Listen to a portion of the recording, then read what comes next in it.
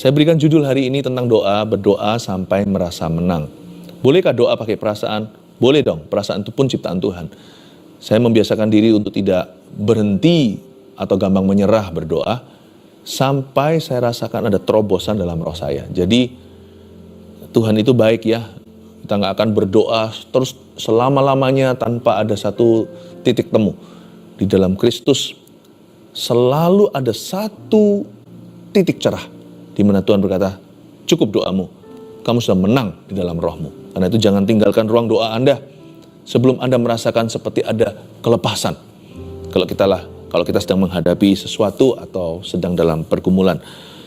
Saya ajak kita melihat Mazmur 56 ayat 6 sampai ayat yang ke-14.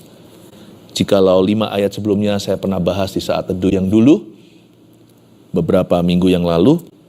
Mari kita sekarang lanjutkan, tapi dengan topik berbeda.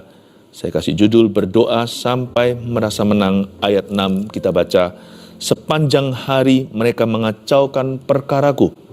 Mereka senantiasa bermaksud jahat terhadap aku. Mereka mau menyerbu, mereka mengintip-ngintip, mengamat-amati langkahku, seperti orang-orang yang ingin mencabut nyawaku. Apakah mereka dapat luput dengan kejahatan mereka? Runtuhkanlah bangsa-bangsa dengan murka-Mu, ya Allah. Berhenti di sini dulu, sedikit refresh memory. Dulu pernah saya ajari, kenapa sih Daud itu merasa dikejar-kejar? Karena memang dia sedang dikejar dan diburu, seperti buronan, seperti hewan buruan. Kalau Anda baca 5 ayat pertama tadi, apalagi di ayat pertama, di sana Daud sedang ditangkap oleh orang-orang Filistin di Gat. Kenapa dia ada di teritori musuh? Karena saudara dan sahabatnya memusuhi. Tidak lain, orang-orang Israel menjadikan dia buronan. Khususnya Raja Saul yang menginisiasi semua kebencian terhadap Daud dengan segala fitnah. Daud itu dikejar bagaikan hewan. Dia mau dibunuh oleh lawan dan dibunuh oleh kawan. Daud ini kasihan. Miktam dari Daud ini adalah Mazmur Daud ketika dia sedang berada di dalam masalah besar. Jadi kita tahu sekarang, dia kiri kanan tidak berkutik, maju kena, mundur kena, dia terhimpit, musuh sekelilingnya. Dia nggak tahu siapa lagi kawan, siapa lagi lawan. Kalau kita baca sekarang ayat 6, saya coba jelaskan.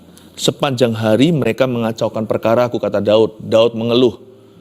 Bolehkah kita berdoa, dalam doa kita mengucapkan keluhan? Boleh, asal doa tidak diakhiri dengan keluhan. Doa harus diakhiri dengan kemenangan. Daud di sini mengeluhkan berat sekali beban. Sepanjang hari mereka ini siapa? Ya semua. Kadang-kadang kita merasa semua orang menentang kita. Kadang-kadang kita merasa semua manusia membenci kita. Gak apa-apa sih, kadang-kadang perasaan itu valid. Meskipun tidak objektif, kita kan belum ketemu semua orang di dunia. Tapi kita merasakan dunia menghimpit kita. Kita gak akan ada jalan lagi. Seolah-olah gak ada jalan keluar. Mau kemana nih lari? Sepanjang hari mereka mengacaukan perkaraku. Mereka senantiasa bermaksud jahat terhadap aku. Garis bawahi kata sepanjang hari. Boleh nggak kita merasa semua orang memusuhi? Boleh, tapi jangan pernah merasa Tuhan meninggalkan. Silahkan kalau kita merasa kita orang paling malang di dunia, asal jangan mengasihani diri isi doa kita. Selalu ingat bahwa Tuhan itu mengasihimu, dan dalam Tuhan selalu ada jalan keluar. Di akhir doa, kita mungkin nggak merasa sebagai korban. Doa yang benar itu berujung kemenangan. Mungkin awal-awal kita masuk dalam doa dengan keluhan, tapi kita tidak boleh exit doa tanpa janji dari Tuhan. Mungkin awal mula kita merasa kita sendirian, tapi setelah kita sembahyang, setelah kita memanggil nama Yesus, tiba-tiba aneh. Kita merasa seperti mayoritas. Tadi yang kita rasakan minoritas. Tapi waktu kita aminkan doa kita sendiri, kita menjadi lebih dari pemenang. Sepanjang hari mereka mengacaukan perkaraku. Beritahu pada diri sendiri, kenapa sih kita stres seharian? Gak perlu lah. Kalau kita lagi stres, berdoalah. Stres gak bisa tahan dalam doa. Sebab orang yang berdoa sungguh-sungguh mencari hadirat Allah pasti menemukan Tuhan. Dan orang yang menemukan Tuhan tidak bisa stres lama-lama. Jadi tanya pada diri sendiri, why bete all day? Kenapa saya harus bete seharian? Bete itu ya bahasa slangnya ya. Itu bahasa anak muda. Bete itu harus pilih-pilih. Stres itu harus selektif. Pastikan kita itu, yang kita jadikan stres itu real dangers atau bahaya yang nyata. Bukan bahaya yang imaginary, bukan yang dari imajinasi. Kalau Daud sih, tantangan yang dihadapi itu sungguhan. Kiri ketemu Filistin, kanan ketemu Raja Saul dan pasukan.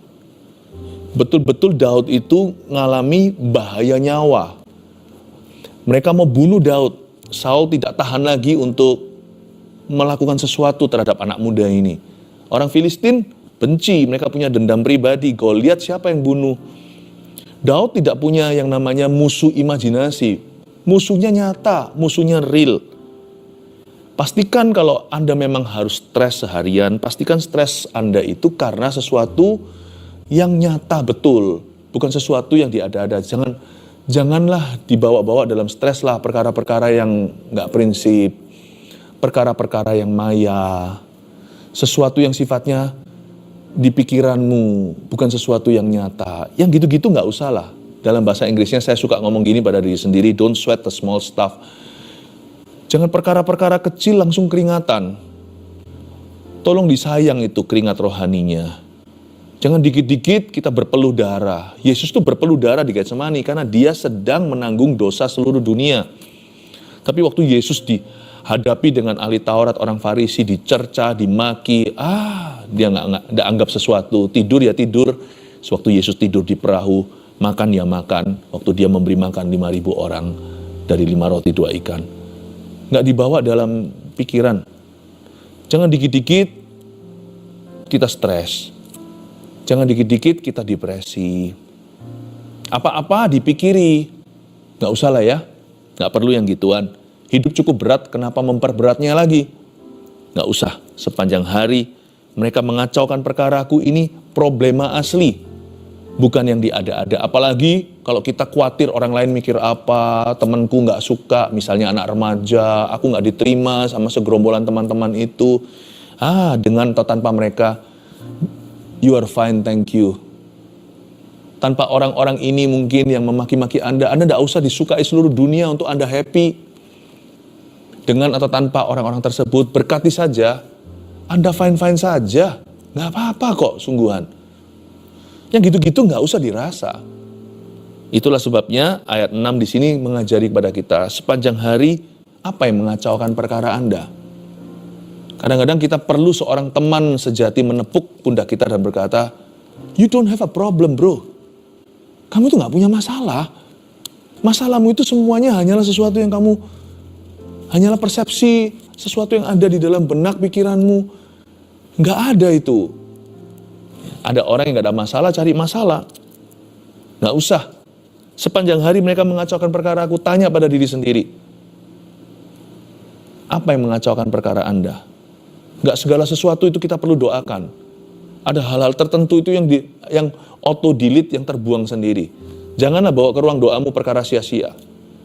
Karena itu di ayat berikutnya dijelaskan, siapa yang harus kita lawan atau apa yang harus kita doakan. Mereka mau menyerbu, mereka mengintip, mengamat-amati langkahku seperti orang yang ingin mencabut nyawaku. Fokuskan doamu pada intentional enemies atau musuh yang nyata, sesuatu yang sungguh-sungguh membahayakan hidup rohanimu, yang membahayakan pernikahanmu, yang meresikokan hubunganmu dengan Tuhan dan dengan keluarga, atau sesuatu yang Anda perlu waspadai.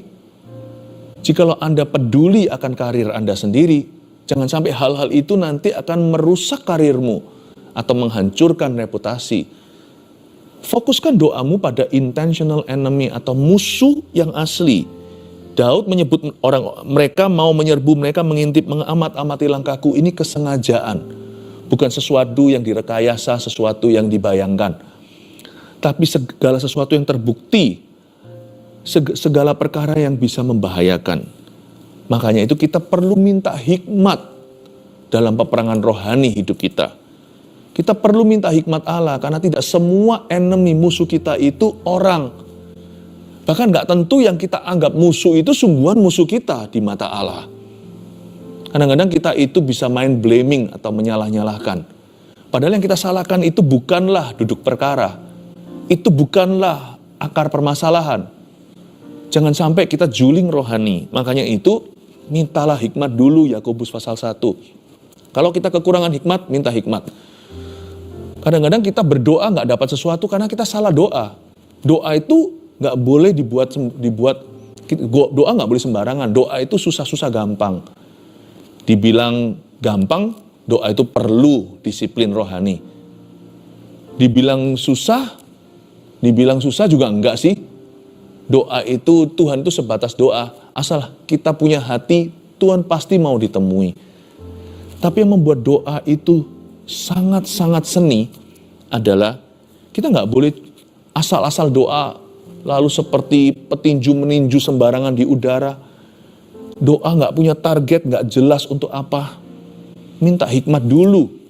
Makanya saya senang sekali kalau masuk hadirat Allah, saya nyanyi.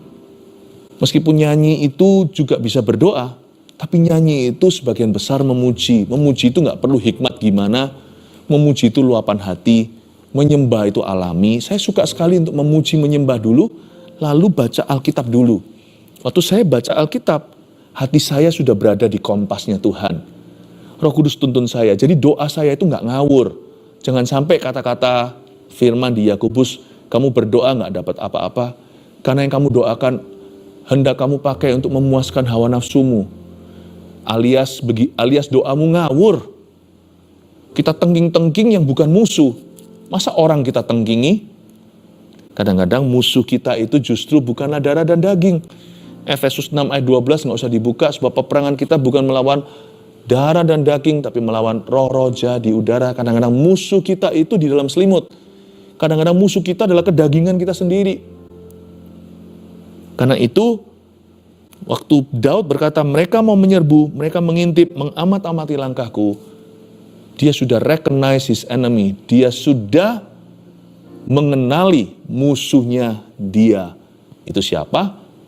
Siapa yang harus dia waspadai atau apa? Daud sudah tahu siapa mau menyerbu, siapa mengintip, siapa amat-amati langkahnya. Kalau kita disalahi orang, ya kadang-kadang musuh kita yang paling bahaya adalah reaksi kita yang salah. Pada waktu kita misalnya sedang di dalam satu persoalan, mungkin musuh kita bukanlah duduk masalah persoalan itu, bukanlah masalah itu sendiri. Mungkin yang perlu kita waspadai pada waktu kita mengalami sebuah permasalahan, bukan tantangan di depan kita, tapi bisa jadi cara komunikasi yang salah. Sangat mudah musuh itu tidak kelihatan. Atau bisa jadi ya, situasi ini kita mau coba robah, nggak bisa-bisa, kita udah berusaha, nggak ada perubahan juga. Ternyata musuh kita nggak kelihatan. Betul-betul roh-roh jahat di udara. Setelah kita berdoa, apalagi berpuasa, tiba-tiba situasi berubah. Tadinya hal-hal yang sifatnya tidak bisa ditembus, begitu aja Tuhan buka jalan seperti Tuhan membelah Laut Merah. Sometimes our enemy is prayerlessness. Musuh kita sesungguhnya adalah malas berdoa. Waktu kita berdoa, Tuhan buka jalan. Tadi kita berusaha semalam-malaman pancing ikan, nggak dapat apa-apa. Tapi setelah kita berdoa, seolah mendengarkan suara sepoi-sepoi basah, tebarkan sebelah kanan, langsung dapat 153 ikan-ikan besar pula. Kita harus mengerti, minta hikmat Tuhan. Nggak ada satu orang pun masalahnya sama dengan orang yang lain. Minta hikmat Roh Kudus. Mereka mau menyerbu, mereka mengintip, mengamat-amati langkahku. Fokuskan doamu pada musuh-musuh yang sungguh. Jangan Anda terpancing sama apa-apa waktu berdoa, minta hikmat Allah. Apakah mereka dapat luput dengan kejahatan mereka? Ayat 8, runtuhkanlah bangsa-bangsa dengan murka-Mu ya Allah. Daud tidak termotivasi oleh dendam. Daud tahu siapa dirinya. Daud tahu bahwa dia adalah raja yang dipilih oleh Allah. Di atas kepalanya masih ada memori basah urapan minyak dari tangan Samuel sang nabi. Daud tahu bahwa ini bukan urusan pribadinya. Orang-orang yang hendak membunuhnya, Saul lah, orang Filistin lah, mereka sedang menentang kerajaan Allah. Makanya Daud berkata, runtuhkanlah bangsa-bangsa dengan murka-Mu ya Allah. Ini bukan dendam kesumat. Daud berkata, Tuhan belalah. Engkau tahu bahwa aku punya misi. Engkau tahu bahwa di atas hidupku ada rencana Allah. Tuhan, aku tidak boleh dibinasakan. Tuhan, Engkau tahu tujuan hidupku. Motivasi Daud bukanlah marah, tapi Daud di sini tidak mau mengalah.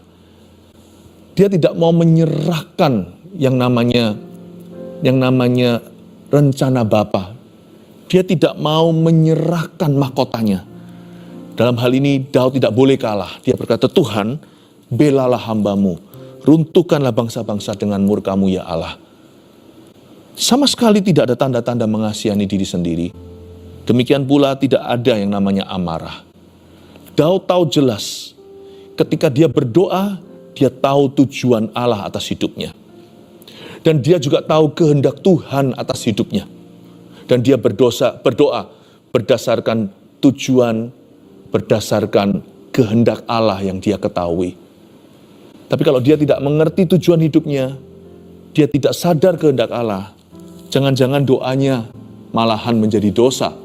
Berapa banyak di antara kita, doa kita ngawur, doa kita semprot kiri, semprot kanan, doa kita sikat sini, sikat sana, doa kita marah-marah, kecewa-kecewa. Doa kita itu bukan doa, hanya diisi dengan self-pity atau rasa mengasihani diri sendiri. Air mata kita pun tidak asli, tidak terhitung, tidak terdaftar di hadapan Allah. Karena air mata kita air mata sia-sia. Apa yang kita tangisi pun kita nggak ngerti. Jangan begitu. Kalau kita berdoa itu harus penuh tujuan. Kita harus tahu kehendak Allah. Kalau kita minta pembelaan, janganlah personal. Bela aku Tuhan, aku nggak terima. Doa gitu nggak akan didengar. Itu yang disebut doamu tidak dikabulkan karena kau berdoa untuk memuaskan hawa nafsu. Kalau kita minta pembelaan karena kita yang nggak terima, doa seperti itu tidak akan terdaftarkan. Tapi kalau kita minta pembelaan karena misi Tuhan atas hidup kita, karena tujuan kita jelas, karena kita tahu kehendak Allah. Lord, aku serahkan pekerjaanku yang sedang bermasalah. Karena aku tahu ya Tuhan, ada Engkau dalam pekerjaanku. Di dalam pekerjaanku ada nubuatan-Mu. Ingatlah hamba-Mu Tuhan. Hamba-Mu ini melayani Tuhan dengan pekerjaan hamba. Hamba-Mu melayani maksud-maksud Tuhan lewat pekerjaanku. Belalah bisnisku. Itu bukan ngancam Tuhan. Itu juga bukan memanipulasi yang maha tinggi. Tapi mengingatkan Tuhan bahwa di dalam pekerjaanku yang bermasalah, yang aku sedang doakan, ada tujuan ilahi. Di dalam pekerjaanku, aku sudah berusaha taat kepadamu. Tuhan, runtuhkanlah bangsa-bangsa. Daud minta pembelaan Allah. Daud mengerti tujuan kerajaan Allah. Kalau doa itu harus berani. Doa itu tidak boleh mengasihani diri sendiri. Kasihan ya saya, Tuhan kasihani aku. Doa itu harus penuh iman. Kita lihat ayat 9. Sengsaraku, Engkaulah yang menghitung-hitung. Air mataku kau taruh ke dalam kirbat-Mu. Bukankah semuanya telah kau daftarkan? Maka musuhku akan mundur pada waktu aku berseru. Aku yakin bahwa Allah memihak kepadaku. Lihat ayat 9 dan 10. Nangisi nangis. Tapi Daud tidak air mata buaya, dia tidak pura-pura. Nangisi nangis, tapi dia tidak meratapi nasibnya. Dia berkata, sengsaraku, Engkaulah yang menghitung-hitung. Daud tidak mencari belas kasihan pada orang lain. Kalau dia sedang dalam masalah, orang pertama yang dia cari bukan hanya orang terakhir, Biasanya Tuhan itu menjadi last resort kan dalam hidup kita. Kalau kita ada bermasalah, kalau semua jalan sudah buntu baru cari Tuhan kan. Daud nggak gitu. Orang pertama yang dia datangi adalah Tuhannya. Kalau dia mencari belas kasihan tidak pada manusia, tapi pada Allahnya. Misalnya Daud itu punya Instagram ya, kalau dia lagi curhat nih lewat sosial media, dia buat semua curhatnya itu privat. Hanya Tuhan seorang yang bisa baca. Masalahnya kalau kita sedang gelisah, itu kita cari pembenaran, kita cari pembelaan itu dari kiri kanan. Dan itu membuat Tuhan jadi nggak terbeban. Sengsaraku engkaulah yang menghitung-hitung. Cari Tuhan dulu. Carilah dahulu kerajaan sorga dan kebenarannya. Itu artinya juga kalau dalam masalah, cari dulu Tuhan. Carilah Tuhan dahulu. Bukankah firman itu berbunyi, carilah dahulu kerajaan sorga? Siapa yang kau dahulukan dalam masalah? Sengsaraku engkaulah yang menghitung-hitung. Cari belas kasihan itu privat sama Tuhan saja. Air mataku kau taruh dalam kirbatmu. Bukankah semuanya telah kau daftarkan? Saya sebut di sini registered tears. Air mata yang didaftarkan bukanlah air mata mengasihani diri sendiri, self pity, atau air mata benci. Aduh benci aku, kecewa sama Tuhan. Saya pernah lihat loh, orang kalau kecewa sama Tuhan itu sampai nangis loh. Dia cerita kekecewaannya terhadap Tuhan itu sambil nangis. Nah, air mata itu jatuh sia-sia. Dia tidak menjadi benih waktu jatuh ke tanah. Dan air mata gitu nggak membuat maju. Yang menabur dengan mencucur air mata akan menuai dengan sorak-sorai. Yang maju dengan mencucurkan air mata. Air mata kayak gitu nggak membawa kemajuan, malah kemunduran. Jangan kira setiap kali kalau kita berdoa, jikalau kita nangis, air mata itu akan menggugah Allah. Tidak semua air mata. Jenis air mata seperti apa yang sia-sia? Air mata self-pity. Air mata mengasihani diri sendiri. Air mata benci aku. Ya, ketidakpuasan, kekecewaan. Yang gitu tidak akan didengarkan. Lalu air mata seperti apa yang ditaruh Tuhan dalam kirbatnya? Yang didaftarkan di hadiratnya. Dan itu akan menjadi peluru doa. Itu akan menjadi modal kemenangan kita.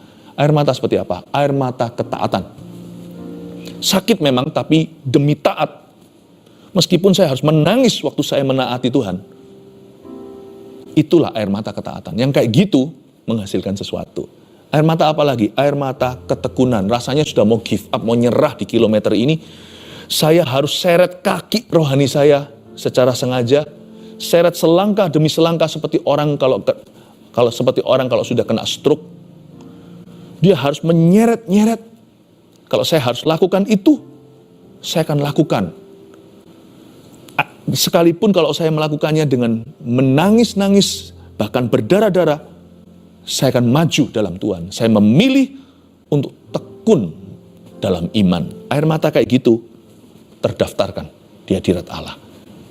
Doa seperti ini mengundang kemenangan. Jadi kalau kita mau menang, tidak boleh self-pity.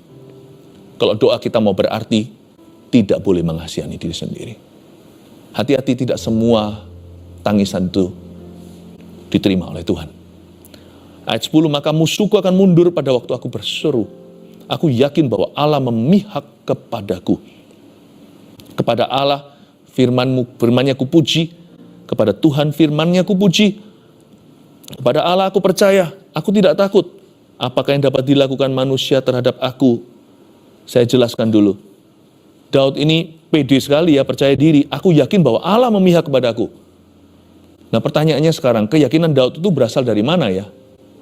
Karena perasaan kita kalau sedang mengalami tantangan itu bisa up and down, naik turun. Kadang-kadang kita yakin Tuhan memihak kita, kadang-kadang kita merasa Tuhan ada nggak ya? Apalagi kalau Tuhan diam aja terkesannya. Maka musuhku akan mundur waktu aku berseru, kata Daud. Aku yakin bahwa Allah memihak kepadaku. Saya tunjukkan bahwa keyakinan Daud bahwa Allah memihak kepadanya bukan berdasar emosinya, bukan berdasar opini manusia, pendapat kawan-kawannya, tetapi berdasarkan firman Kristus. Kepada Allah firman-Nya kupuji, kepada Tuhan firman-Nya kupuji. 2 kali Tuhan disebut dengan sebutan yang berbeda. Kepada Allah, kata Allah di situ adalah Elohim, itu sebutan umum, Allah pada umumnya. Kepada Allah firman-Nya kupuji. Ini firman Allah secara umum. Dia dapat keyakinan dari mana? Dari Logos hari ini di perjanjian baru. Kejadian sampai Wahyu. Nggak usah ada firman khusus. Seluruh buku Alkitab ini harusnya membuat kita yakin bahwa Allah di pihak kita. Kepada Tuhan firman-Nya kupuji, kata Tuhan di situ, di kalimat kedua ayat 11 adalah Yehova. Ketika Allah memperkenalkan dirinya kepada Musa, dia berkata, akulah aku. Ketika Musa tanya, siapa namamu? I am who I am. I am Jehovah. Ini berarti ini bukan sebutan Allah secara umum, ini sebutan Allah secara personal. Kepada Tuhan yang firman-Nya personal, berarti ini kepada Rema. Memang Kejadian sampai Wahyu ini semua firman tertulis, tapi nggak setiap hari berbicara kepada kita sekaligus Kejadian sampai Wahyu. Kadang-kadang di kitab Kejadian, kadang-kadang di kitab Esra, kadang-kadang Mazmur berbicara, kadang-kadang di kitab Yohanes, Perjanjian Baru, bahkan pun di surat Yohanes, bahkan di kitab Wahyu. Ada ayat-ayat tertentu yang personal melompat untuk kita sebagai nubuatan hari ini. Dengan kata lain, Daud berkata gini, aku tahu aku ya Allah di pihakku, dan aku bisa berdoa karena aku berdoa melalui firman dan nubuatan.